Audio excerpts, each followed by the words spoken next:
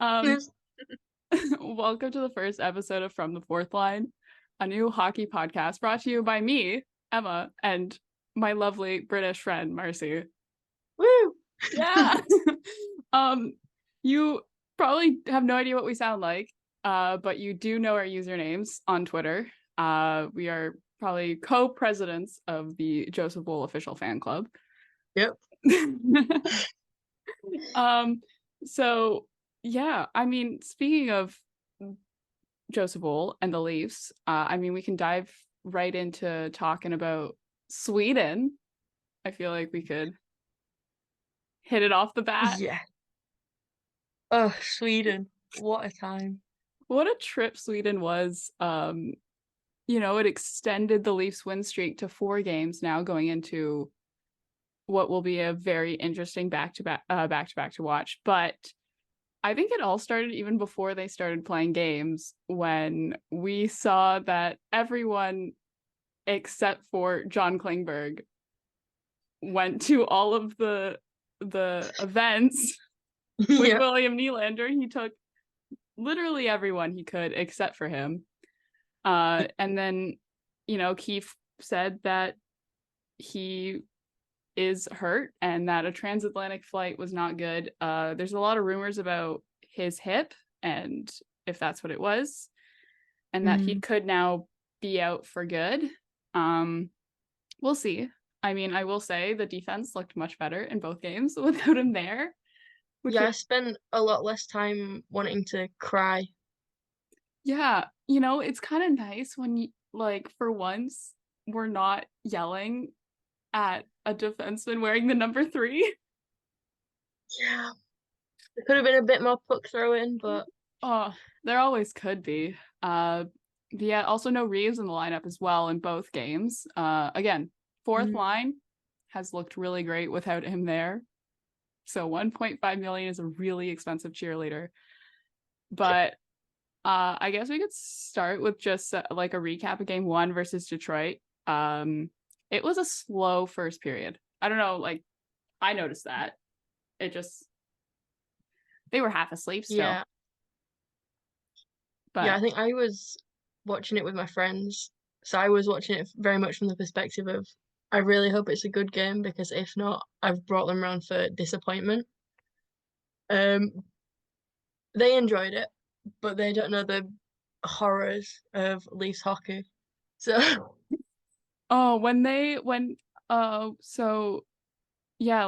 Detroit, Leafs in Detroit, you get a mixed bag. You get a close game or you get a 10-7 win. You have no in between.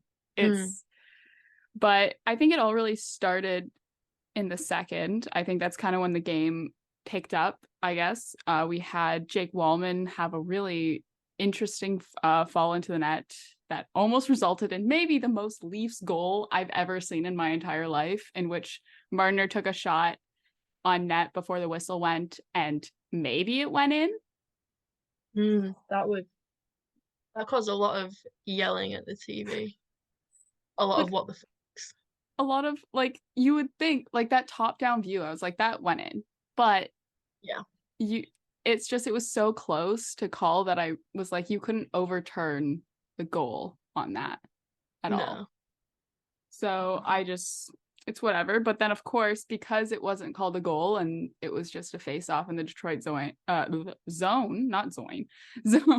least just scrambled the other end of the net, in which Morgan Rielly probably makes a very not, 2023 Morgan Rielly mistake, and where he's a 10-year league veteran in covering the puck in the crease. And that leads to a penalty shot on Samsonov, which is probably his weakness, I feel like. I don't know about you, but it was both of those goals, you're like, oh, you should have had him, Sammy. That and the Raymond shot, where it was just, what was he doing?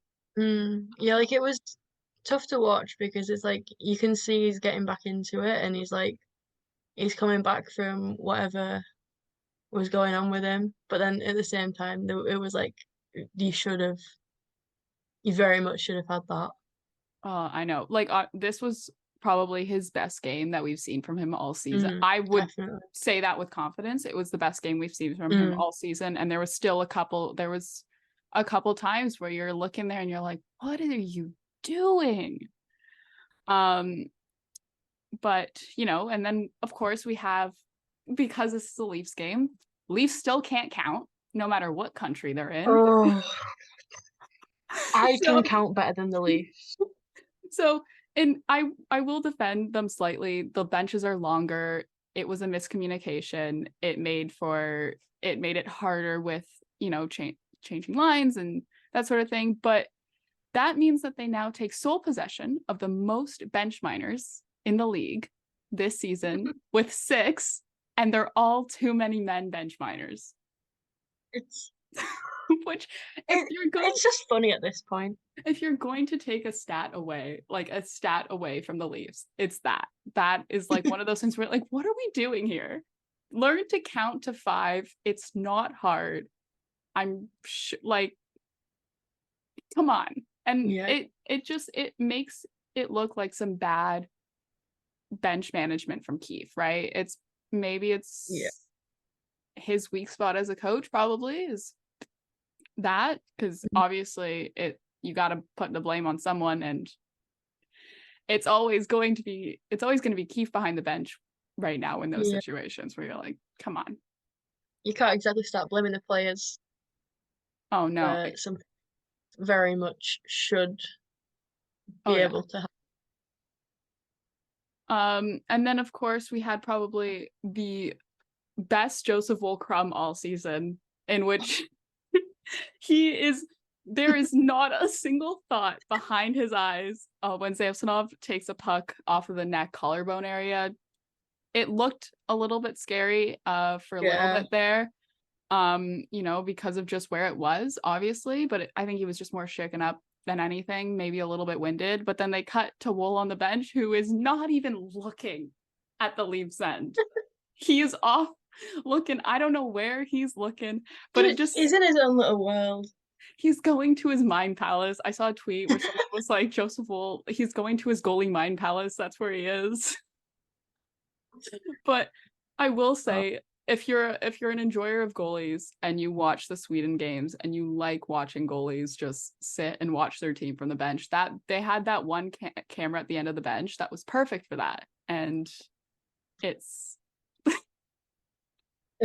was just like little bits of just happiness. Like we were just sat there watching it, and every so often he'd just pop up, and we'd just be like, "There he is." Oh yeah, because I'd also living his best life. Oh, absolutely, he was, and I'd like the record to show that even though there's no video for this episode, me and Marcie are both wearing our Joseph Woll jerseys in honor. Get it on special. But yeah, I also do want to talk about the second line of Nylander, Tavares, and Bertuzzi, who have looked ridiculous. Like, I know Bertuzzi was signed to kind of replace Bunting on that top line, but I think he fits so much better here on the second with Nylander and Tavares. I don't know why. They're all 3 very different players in terms of their play style and just their personalities as well off the ice, but like, it looks good.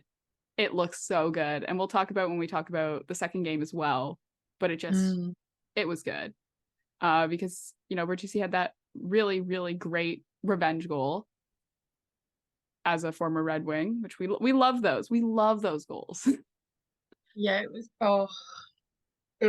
brilliant to watch. We were all loving it.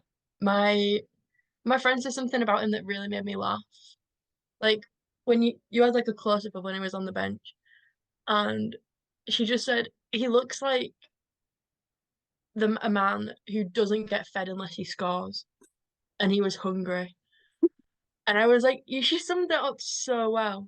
It's like, that's honestly so accurate. I'm like, as someone who is Canadian, like, he is that, like, if you watch an episode of Letterkenny, like, it's right there. You can, that is a man from Northern Ontario, and you can tell, like, that, you know, he is from Northern Ontario, but like, you can, like,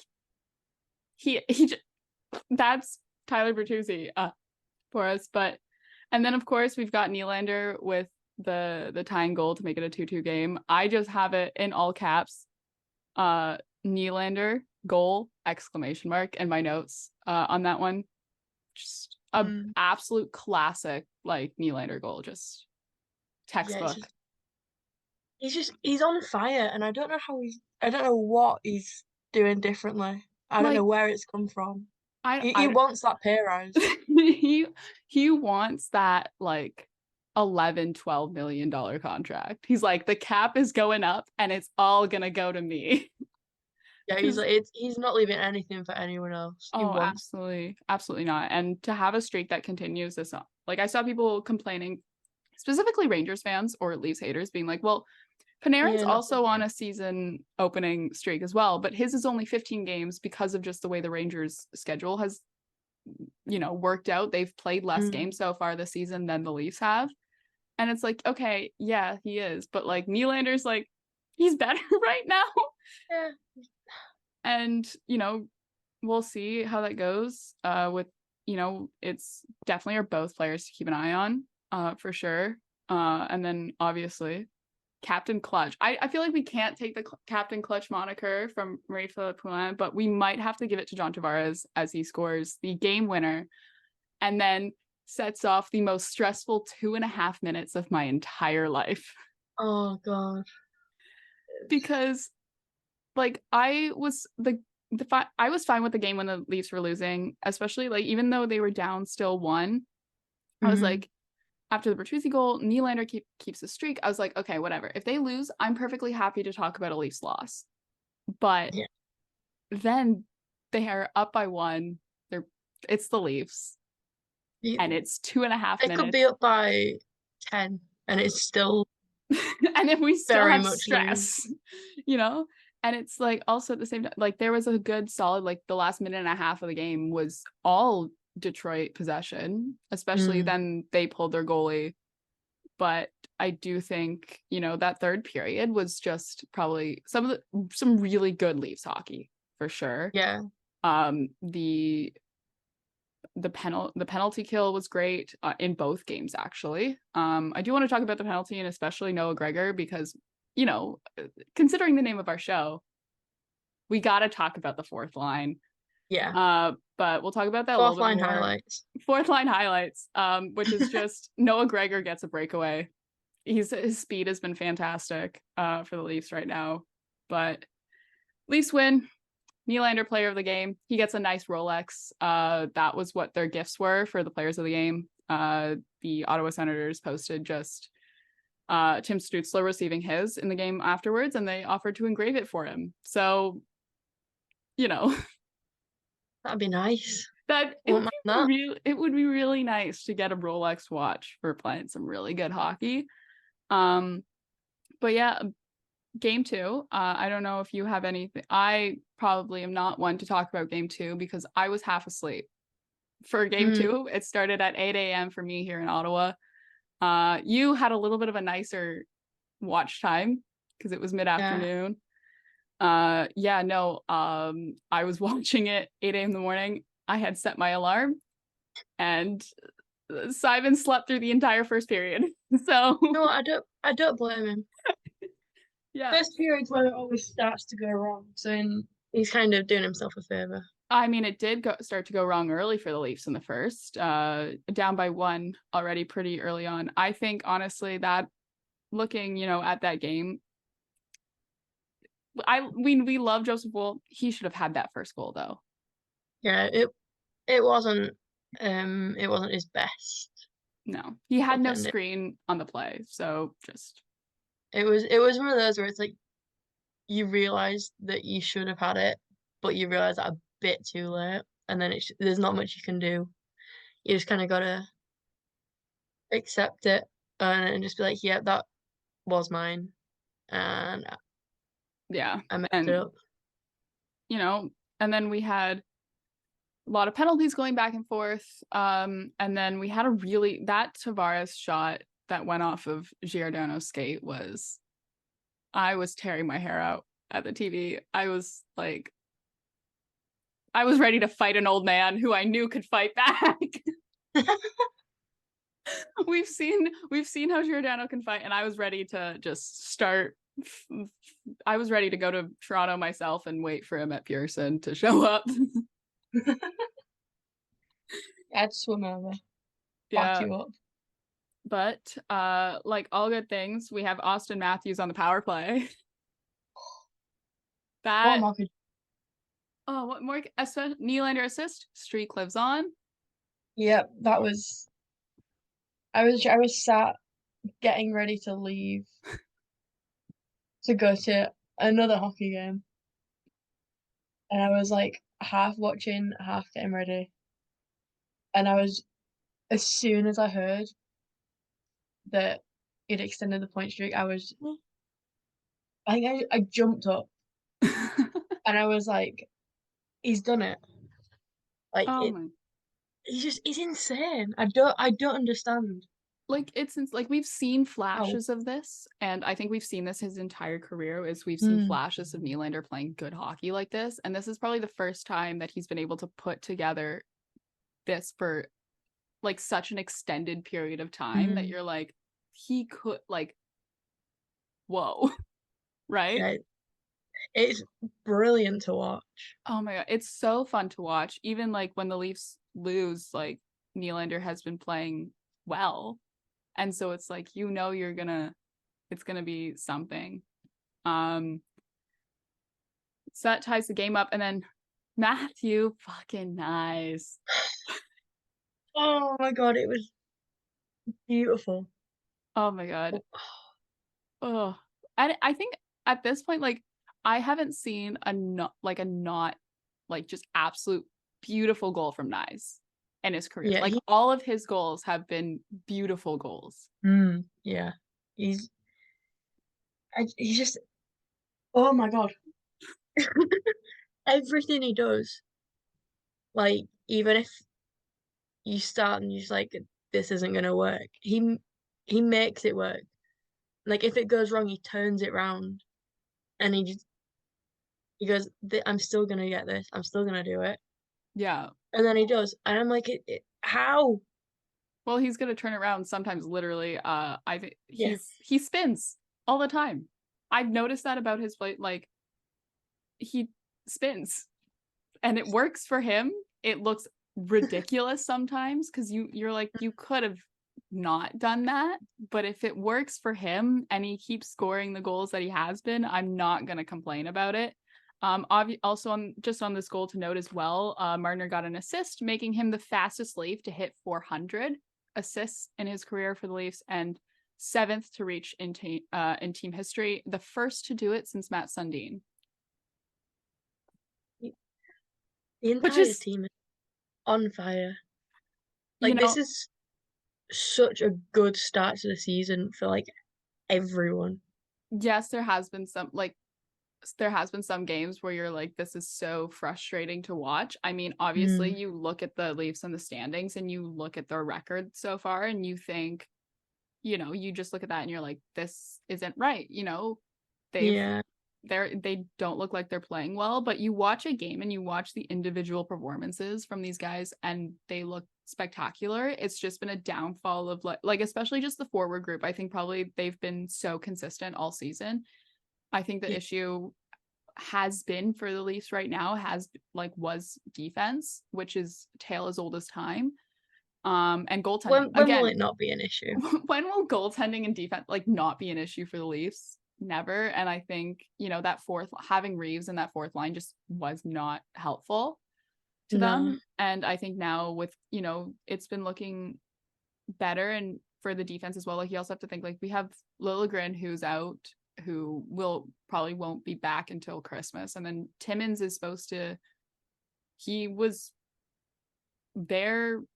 Like there were suggestions he might Mm, play in Sweden. He was there. He was practicing with the team. So I think we might see him. If we don't see him Friday, Saturday in that back-to-back on the road, we will see him back at home next week with fine. yeah. I think there is some cap things to, shuffle about, but it'll Mm, be interesting. Here we go. More Leafs penalties. Solid penalty kill though. We can talk about the fourth line now, I think as well. Just We love the fourth line. That fourth Love our little line. fourth line.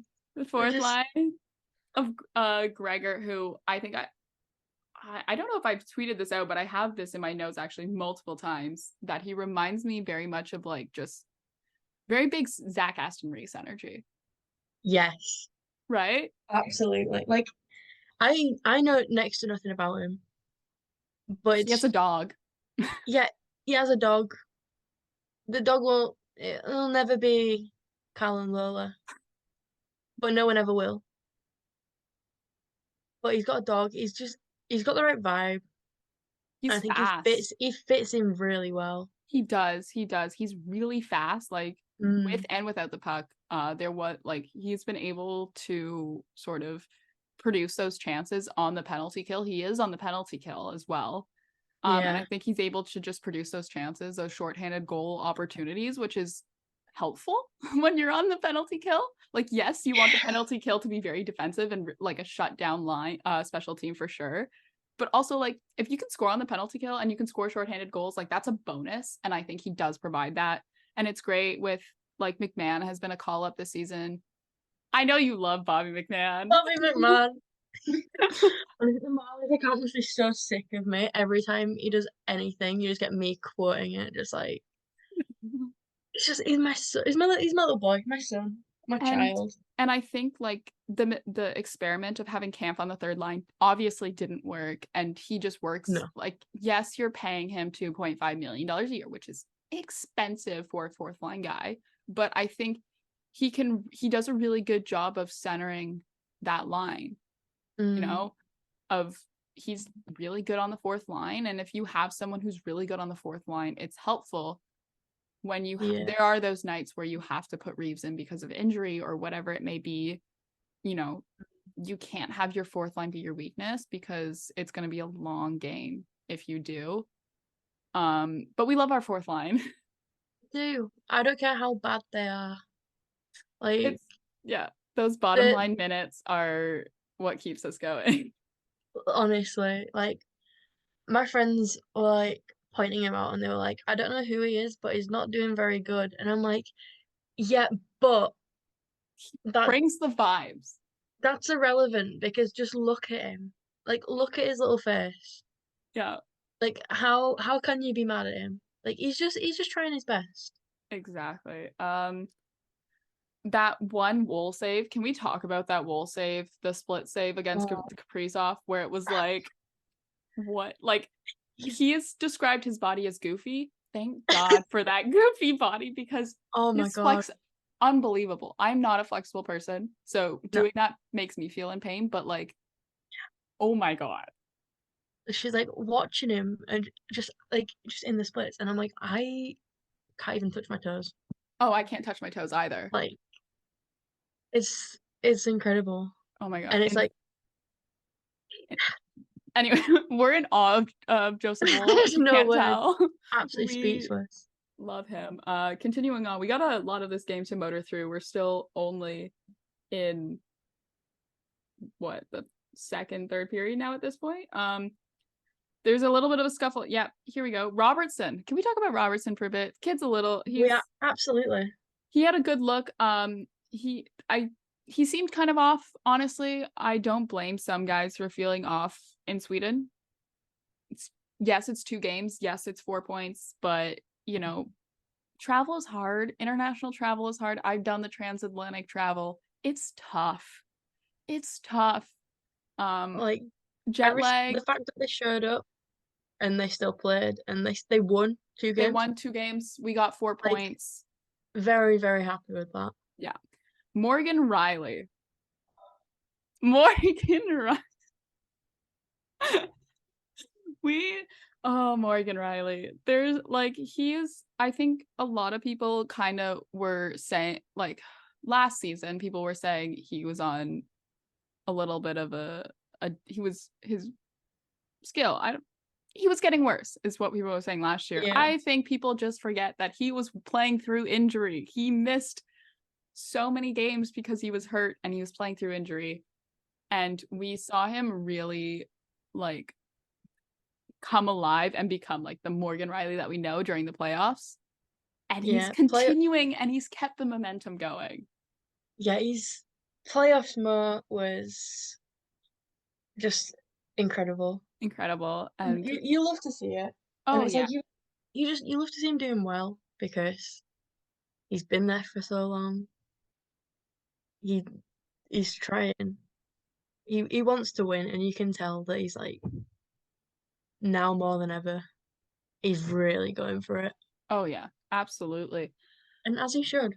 So that puts the game up 3-1, which is probably every Leafs fan's second least favorite score after 4-1. Yep. There's some you're like, 2-goal lead.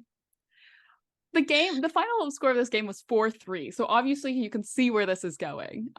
Jake Middleton scores. There was a screen in front. Okay, 3-2. Then Matt Zuccarello, 3-3, deflection in the crease. Just one of those things where you're like, those are 2 goals, which, you would like Joseph Woll to have in a perfect world, but also that those were just 2 really good goals.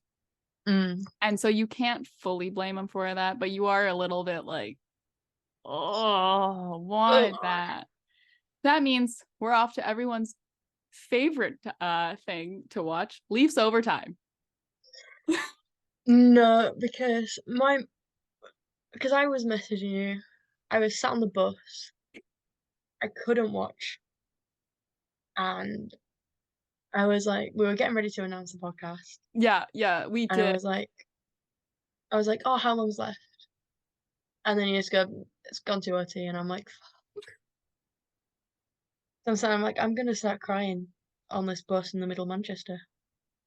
Yeah, no, that was one of them. It was like, I was like, Leafs overtime, killer for my happiness.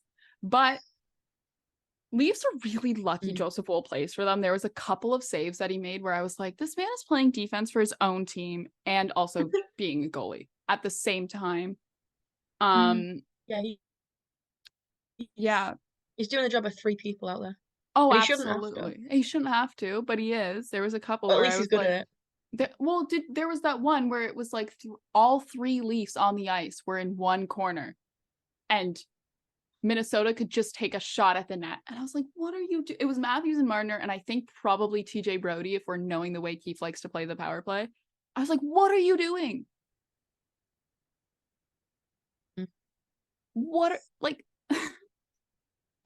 There's 3 of you there. Look around, count. Wait, 1, 2, 3. Like, I mean, we already know they can't count, so. Yeah, we already know that, but Joseph Woll makes a really great save. And then William Nylander goes end to end for the game winner. And I think maybe the best reaction was not William himself. Was Michael Nylander, was his dad in the stands. They cut to him, and you can see him say to the guy behind him, did you fucking see that? You just love to see it. Oh my God, love it. It was a beautiful goal. Riley, player of the game, which I saw a lot of people saying, why wasn't it Nylander? We need to afford him. We need to be able to afford him. Yes. Also, a man does not need 2 Rolexes. Nope. And Morgan Riley's a big watch guy, apparently. But I think Morgan Riley just, no offense to William Nylander, because he did have a really great game. Morgan Riley did have a better game. And people seem to be like, but he didn't score like the game winner. I was like, yeah, but he's also a defenseman too. So like you have to look at his defensive production as well this game. And it was great. Yeah, so you can't expect him. Yeah, you can't expect him to go out there and score William Nylander numbers. No. Because you just not get it. He's a defenseman. It's not his job. No. It's not like he's Erik Karlsson, who's essentially a forward who can skate backwards. And that is a statement. Apologies to Penguin fans and the Sharks fans and Ottawa fans as well. I live in Ottawa now. I know how celebrated he is here. But just like Erik Karlsson is a forward who can skate backwards, especially when you look at his point totals last year. Like it was like he broke 100 points, which is something Marner did not do. Right? Yeah. Yeah, so Leafs, fantastic way to end a trip to Sweden. Let's talk Hockey Canada. So obviously there was some news this past week about the World Juniors 2018 report that decisions on sanction has been reached by a panel, but one of the players or multiple players on the 2018 who would receive a sanction from this report or would be named in the report as a offender is appealing the sanctions against Hockey Canada, but Hockey Canada is not saying who's hearing the appeal. It is it's coming from a player. That's all they said, that it's coming from a player. That was in their official statement. And that London police in October 2022 had enough evidence to convict 5 players of sexual assault. And then Hockey Canada will likely make names and sanctions public if appeal is unsuccessful, regardless if the London police are ready to press charges or whatnot. But the timeline for when this appeal will finish is unknown. So a lot of information is up in the air. This was all via Rick Westhead tweet, as well as the official statement by Hockey Canada. A big one that I was never mentioned, though, and I think this is kind of big considering all of the international tournaments that the NHL wants to introduce in the coming week. I think we'll talk about that in the next episode, just so we have enough time, considering there's no Leafs hockey till Friday. But all members of the 2018 World Juniors teams, just even if they were in London for that banquet or not, are unable to participate in Hockey Canada sanctioned programs and events. So one of the big names on that list, and I think probably the biggest one, is that Cale Makar. So say the Avs don't make the playoffs this year. I don't know how likely that is, but say they don't make the playoffs or they get knocked out early and he wants to go play in the World Cup in, I think it's Sweden or Switzerland this year. He cannot do that because it's a Hockey Canada sanctioned tournament. He can't play in it. So that's big, especially because it's well known that he was not even in the country when this happened. He was playing NCAA hockey at the time, so he was in the States. But I think definitely for sure, like, this is, you really wish the best for the victim at this time. Obviously I think it's, really, really stupid that the players who have, we have to say allegedly at this point, so we don't get sued for defamation because we don't have lawyer money right now. We're students. Students. We don't have lawyer. We can't hire a lawyer if we get sued. So allegedly, we have to be very careful and say that we're not, like, we can't get sued for defamation, but allegedly committed the sexual assault against I believe she was also a University of Western student as well. Like, she was a student as well. Like, I think it's just garbage that they're appealing sanctions. Like, honestly, I think they're deal with the punishment that you've been given because you did something awful. And okay, that punishment is you can't, like, getting banned from Hockey Canada sanctioned events. Well, playing to represent your country is a privilege, not a right. And maybe there's NHL sanctions as well. There's punishment from a league level from the NHL. Well, again, playing NHL hockey is a privilege, not a right. So I think it's especially because Hockey Canada has been so tight-lipped about this, and it's taken so long to get any sort of information, and we have nothing. So more Hockey Canada news as well while we're on this topic as well. Not to totally switch, but we are talking about Team Canada and World Juniors. Ron Francis also announced this week that Shane Wright will likely not be going to World Juniors. He notified Hockey Canada. Shane Wright has played 7 games with the Coachella Valley Firebirds this season, which is the AHL affiliate of the Seattle Kraken. Called up to Kraken for 2 games and then was sent back down to the AHL.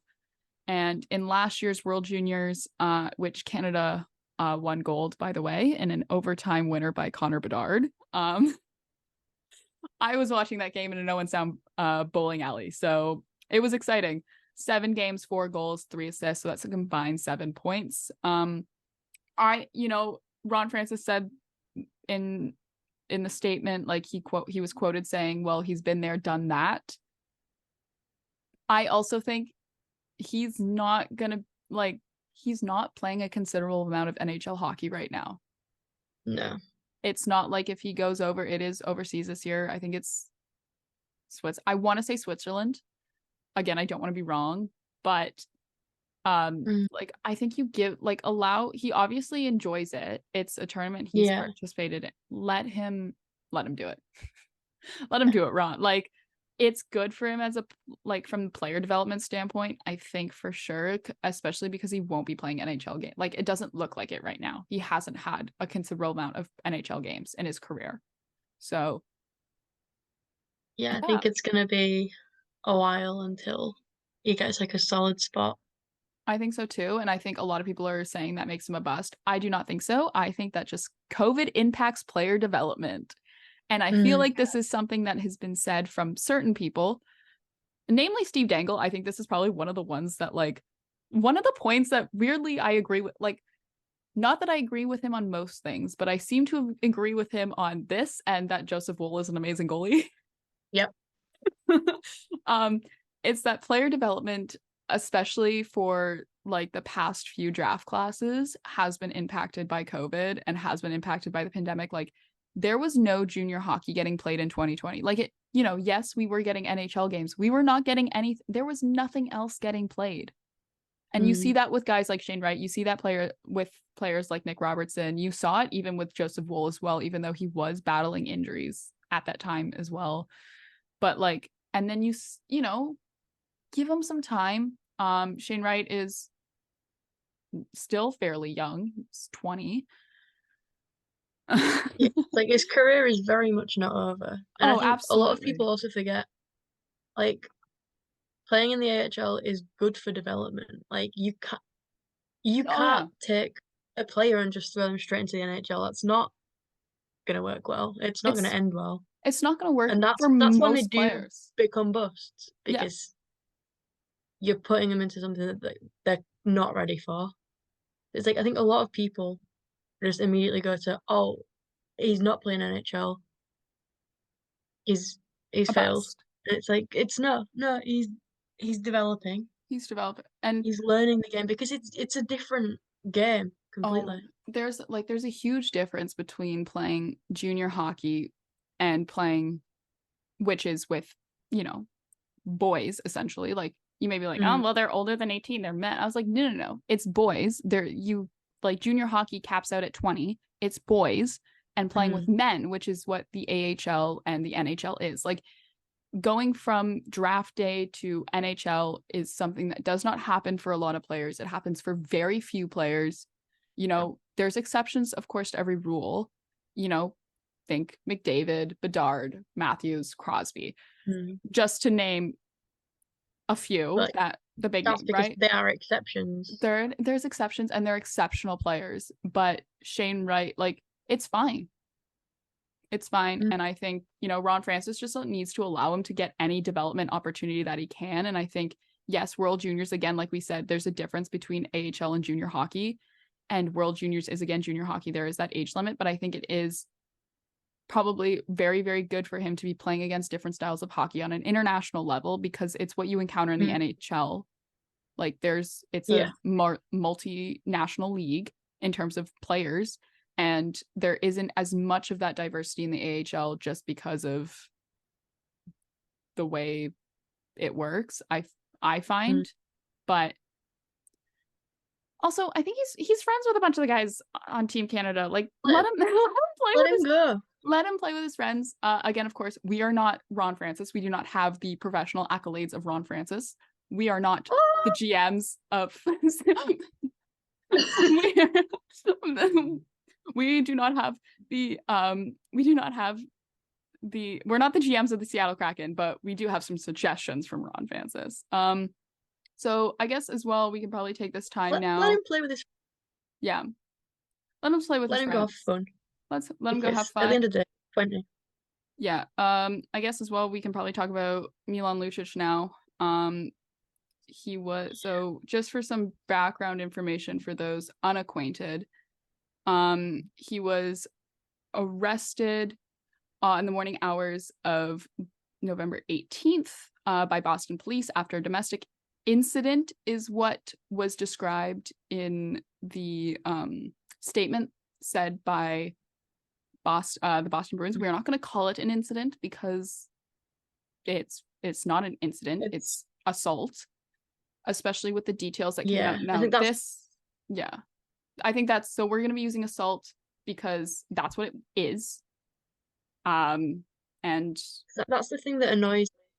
It's yeah, like every time something like this happens, it's always an incident. And it's like, no, yeah, it's a crime.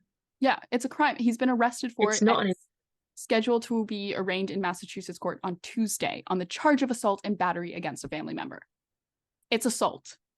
So this is from I'm getting all this information from a Daily Face-Off article by Frank Saravalli, who we have our own feelings on Frank Saravalli, but I will say I will be using this article as reference, just because sometimes he does good reporting.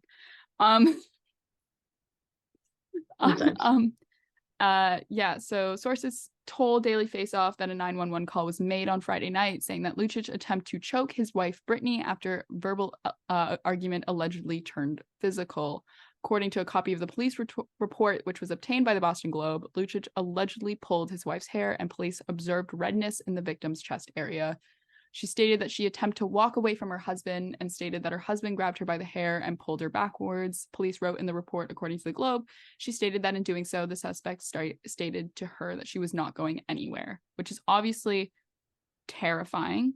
And then police also wrote that when they obviously came to the door after the assault, that Lucic appeared to be intoxicated when he answered the door and stated that nothing happened and provided no further explanation for the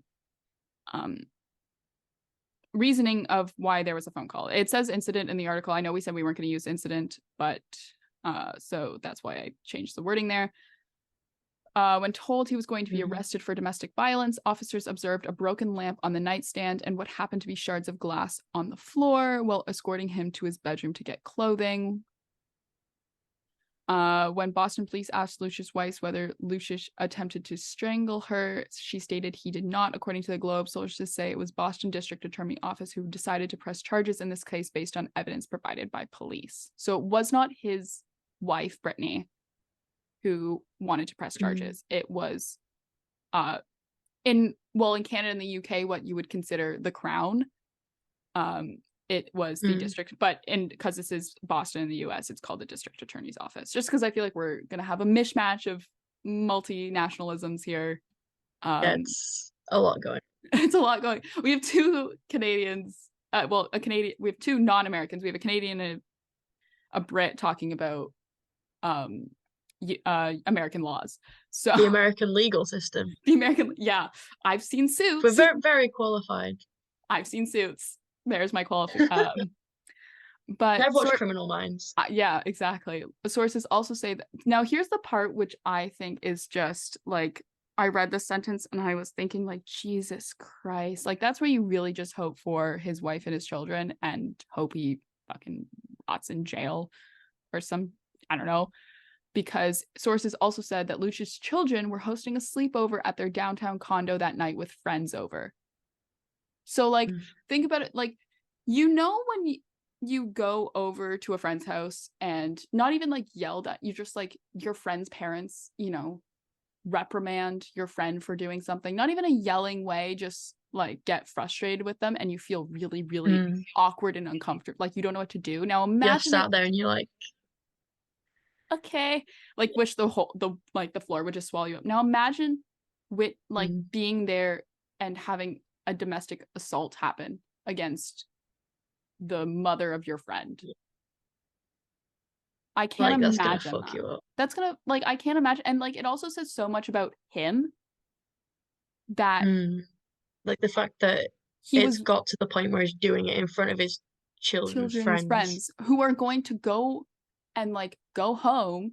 And when their parents say like, oh, how was it over? I don't know what his children's names are, but it was like, oh, how was the sleepover? And you say, well, you know, Milan Lucic, you know, hurt his wife. Yeah. It's like what do you even do in that situation? Exactly. Like that's what I'm like, I can't imagine. Again, being intoxicated is no excuse for hurting another individual as well. I feel like we all have to say that because the report said that he was intoxicated. Like, no excuse. Operations relayed the responding officers that the reporting party/victim called and stated that her husband attempted to choke her.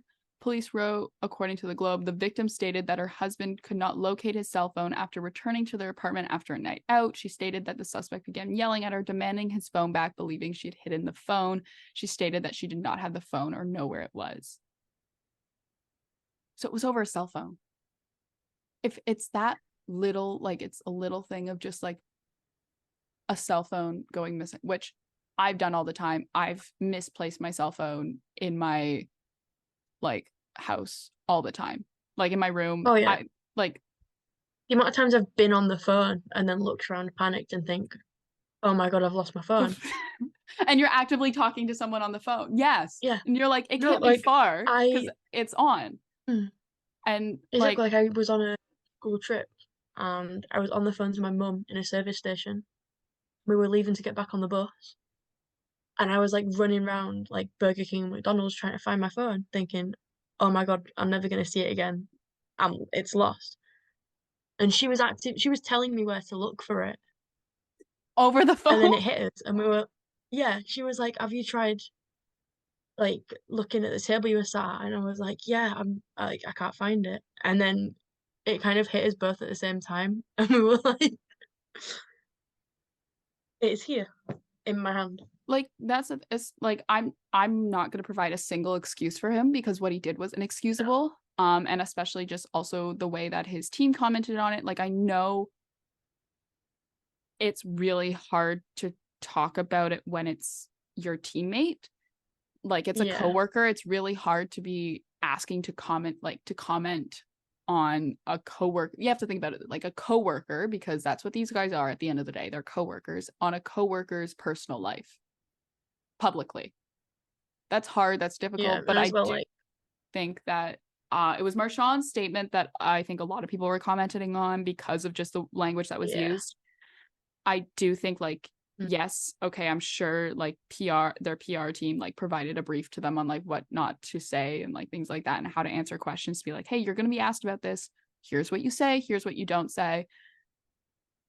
But like, just Yeah, it's tough because like especially when like you know something's happened but you don't know exactly what's happened. exactly, like they probably also don't know all the information as well. They probably No. knew just as much as we did. And they're being asked the next day after practice their thoughts Mm. on like, and so I'm not providing excuses because it was Like just a miss, like I mean it's at the same time it's like yes, it was like it's a tough thing to have to like talk about when you don't know exactly yeah. what's happened. At the same time you don't Use a like nickname. Use a yeah, fun you nick. don't talk No, about them like they're your best friend. When it's no. like even if you know next to nothing, you still know that he's assaulted his Arrested. wife. Arrested. Assaulted his wife and Been arrested. arrested for it. Yeah. Like you don't You say, act well, like it you was just silly. you don't use nicknames. You would probably say like, you know, it's an unfortunate, I don't, would you say situation? Like, yeah, I'm a communications major, so I but it's like you have to in your answer say wish all the best for his wife and children. Did not happen Yeah, from Marchand. And I think that was that was what a lot of people were picking out from his statement. But yeah, so Lucic is on an indefinite leave of absence from the team. never to return. And we don't know if he'll return. We'll see. Yeah, Yeah. but I think even if it does, it won't good. Yeah. Oh, it'll yeah. It'll It will like Yeah, so It'll be shit. absolutely. I guess now we will talk about, probably to lighten it up a little bit, some good news. Luke Prokop makes his AHL debut, who, if you don't know who he is, you really should. He became the first openly gay man to be signed to an NHL contract when he came out in 2021. I want to make sure I get that year right. It was 2021, right? Yes. Or 20, yes. And he also makes his AHL debut with Milwaukee, which is the Nashville Predators AHL affiliate, and that's also who he's signed to a contract with and who he was drafted by. And he becomes the first openly gay man to play in an AHL game. He had there was a really nice article in The Athletic about him as well, and about kind of where his life has been since he came out and that sort of thing, and how his game has been. And it was really well written, for sure. We'll probably end up tweeting it out from the podcast account, so go follow that if you want to find it. And yeah, from what I saw, it was a good game from him. It's difficult to watch AHL games here because you have to pay like $18 a game or something ridiculous, and I was not about to do that. Sorry, Luke. Yeah, I very much can't even try. Yeah, no. So, but what I did hear, what I did read, I read a couple articles and I looked through and just tried to find information about his game. Heard it was a solid game that he had, with, you know, I think he had a penalty and played a pretty good game of hockey, which is really great, which is really exciting for him. I really do hope he goes all the way and makes it to the show, because he seems like a fantastic guy and a really solid player. I think it'd do a lot of good to have him. I think so. I think so. NHL. Oh, absolutely. Especially considering, how the season, how the league has gone in terms of LGBTQ, and with the ban on Pride tape and the no warm-up jerseys. But yes, speaking of warm-up jerseys, let's switch our direction over to Carolina Hurricanes are bringing back the Cooperalls. And will wear the Cooperalls and as well as the Hartford Whaler jerseys on February 10th in warmups versus the New Jersey Devils. Interesting. I think it's interesting that I believe the Cooperalls are only getting worn during warmups, and then maybe the jerseys are getting worn as a third jersey. Yeah, I'm not. Because again, no specialty warm-up jerseys. So yes. There wasn't a lot of information from Carolina, just sort of just announcement posts with some players in them, and they looked really cool. I like the green. I'm a big fan of the Hartford Whaler jerseys. Love the logo, love the colors. Zach Aston Reese would have. Oh my God, Zach would have loved it. He would have loved it. Graphic design degree.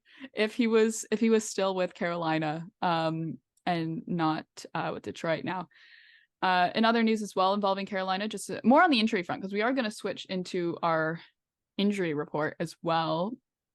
But this is kind of injury related, because Thomas Halleck, who was released from his PTO with the Hurricanes, who was signed when the news came out about Frederick Anderson. So that sort of, I don't want to say is expected, but like, that's just news that happened. Obviously, the situation with Anderson, like, you wish him all the best. It's really scary, to think about. It was blood clotting was the issue, which are not to be messed around with, for sure. No. Yeah, so let's talk injury. Yay. So I guess we'll start with the Leafs, just only because the Leafs report. So there was a tweet that I saw today where it was Chris Johnson on the Leafs report. If you don't know who Chris Johnson is, he is an insider and Leafs beat reporter. Very, very, very informative, knows a lot about what's going on in the inner workings of the league. He said that Klingberg gave an emotional, that's at a direct quote, scrum in Stockholm, saying how badly he wants to play again, but due to his injury, likely won't. So LTIR is a possibility. That does, however, I feel like take a trade. Now there's a lot of mock trades going around with Zadorov. Klingberg, I think, is included in all of them just as a way to offload his contract, because obviously the Leafs have a lot going on with LTIR with Jake Muzzin and Matt Murray there.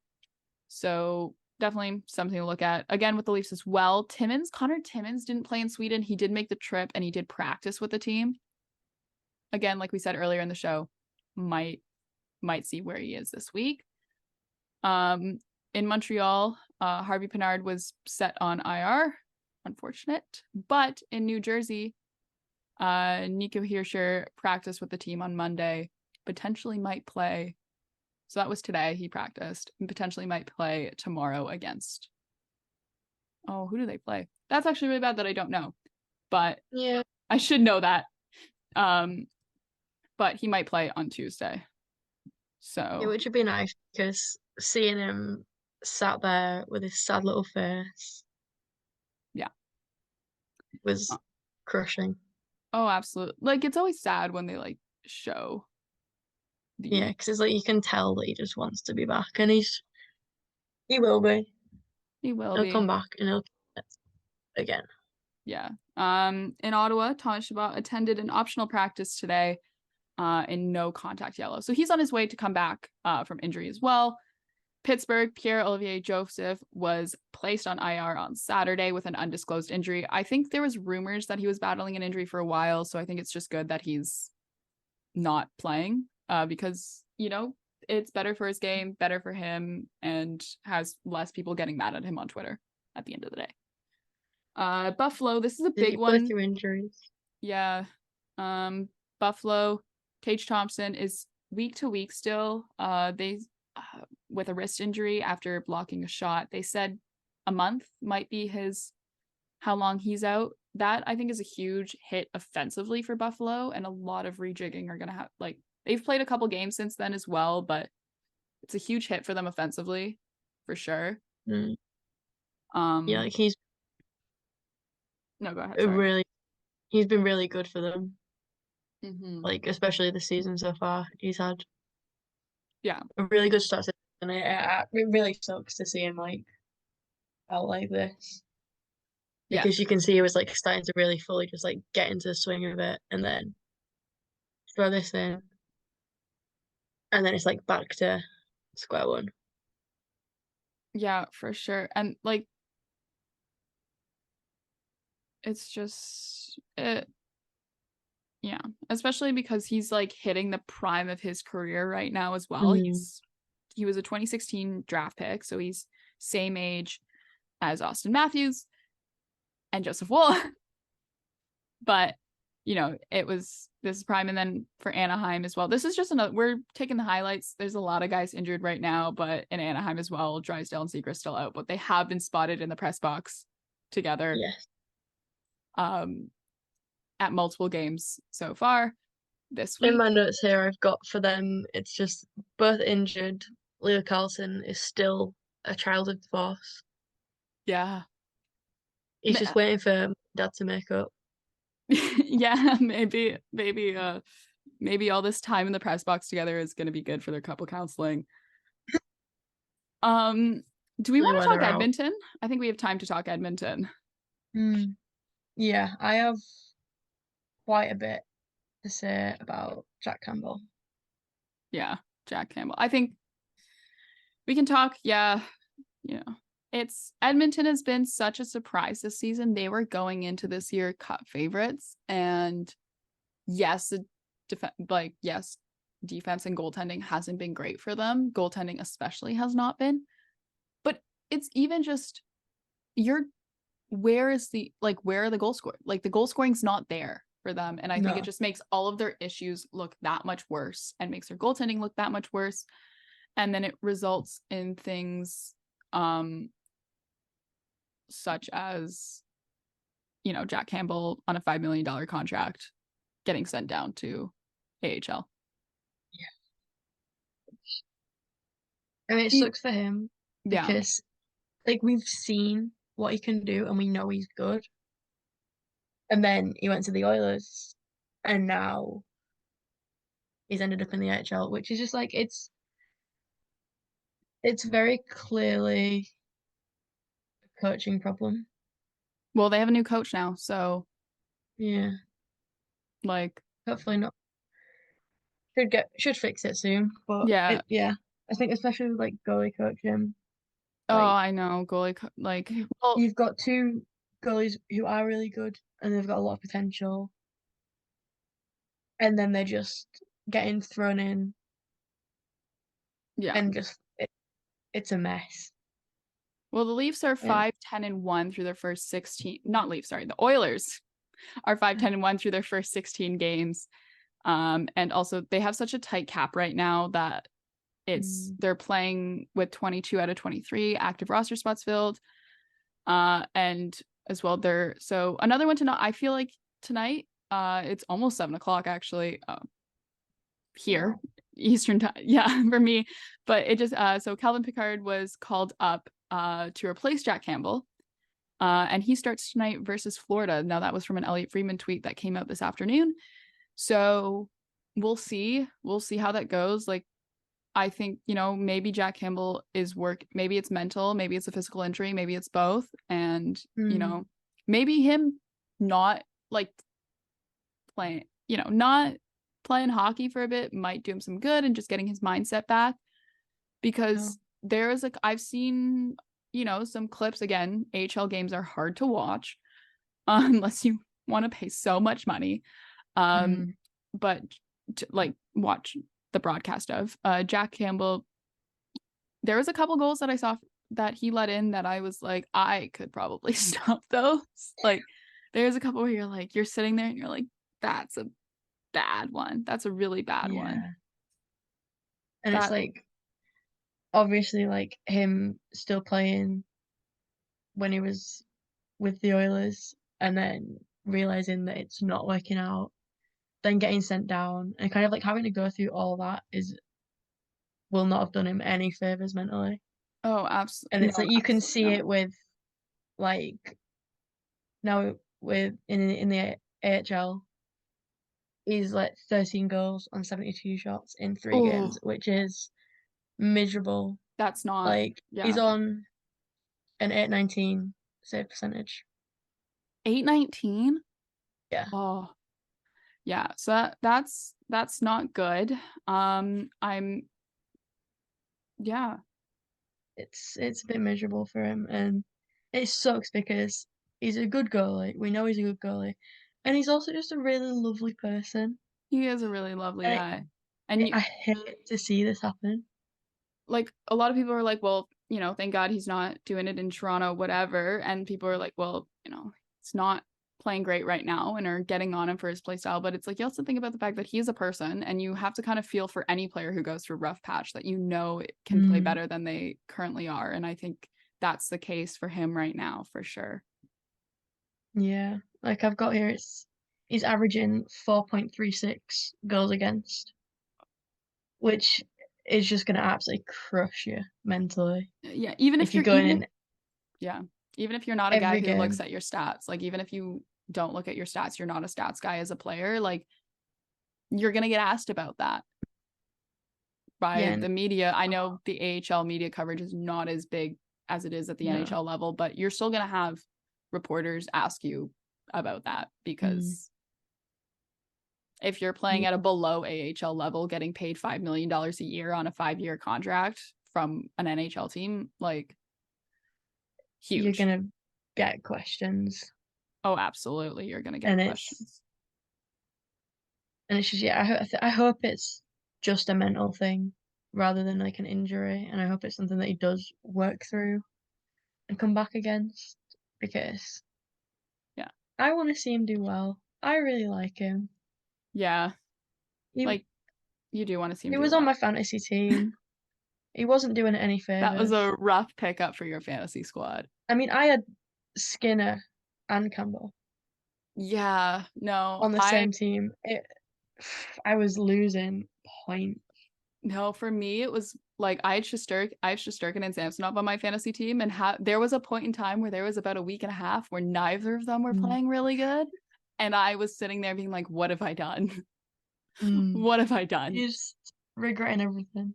Yeah, Like, I'm sort of thinking, I chose people I liked, but at what cost? exactly. There's the fine line. I guess you have to be just, and this is why we probably could never be GMs. We'd like the players too much. We wouldn't be ruthless. And this sort of thing, we just feel bad for all of them. Yeah. There's a reason we have a podcast and not the GMs. We're not the GMs of NHL teams. Yeah. No, we should get Edmonton to bring us in, see what we do. We can turn this around. I'll bring Justin Hobart. Let's solve all the problems. Yeah, absolutely. All the defensive woes absolutely gone with a Justin Hall. Like, yeah, so well, I'm looking at our time now. Do we think we have time for one more topic, or are we gonna cut it here? I like to quickly add on from the whole gay people Oh, yeah. situation. I have one thing that's like from the Manchester Storm that I just think was nice. Absolutely. Some feel good stories. We like those here. Yeah, Because it's all good. we had a lot of sad topics this week. Oh yeah, it was lovely stuff. And then, yeah, I don't know how we've got 3 minutes left. Yeah. I can waffle it in 3 minutes. Perfect. And then we can slide into the outro. Yeah. But yeah, so like leading on from that, it's like Zach Sullivan, who plays for the Manchester Storm, which is my local team. He came out as bisexual in 2020 on the Pride weekend, which was always fun. And earlier, because at the game that I went to the other day, I was sat and I was like, I saw he had pride tape on his stick, and I was like, he was like playing with it on, and I'm like, obviously, as a bisexual player, he's gonna have pride tape on and he's gonna do stuff like that. But I think it's really good because it shows what happens when you have players that are out in the big leagues. Like it's the biggest league in England, in the UK. And it's like to have a player who's openly bisexual and out about it. And he's spoken about how being closeted was really he really struggled mentally with it. And I think I've got a quote here that he came out for the kids that need to hear what he needed to hear as a teenager, which always gets me because it's like, Yeah. you can tell how much he cares and how much he wants to make it a bigger conversation in sport, especially in hockey, because we all know it's hockey and gay people is Oh yeah, absolutely. not a And fun time. we're both queer fans, and that's part of the reason why we started this podcast, was to provide a space for that. And I think it's really cool that players will, like, there's players, even though it's not a North American league, it's England, but it's, it's out there, and there's, and even if it's great, it grows the game, it grows, and that's what we want. It and does. Gary Bettman, please bring back the pride jerseys and warm-ups. I beg of you. Please. Like the highlight of my week. I'm speaking directly to him right now. This is how you grow the game. Oh yeah, he's gonna sit there and listen. He's listening. He's absolutely. seeing. Absolutely. He's okay. ready. He's following us. Yeah.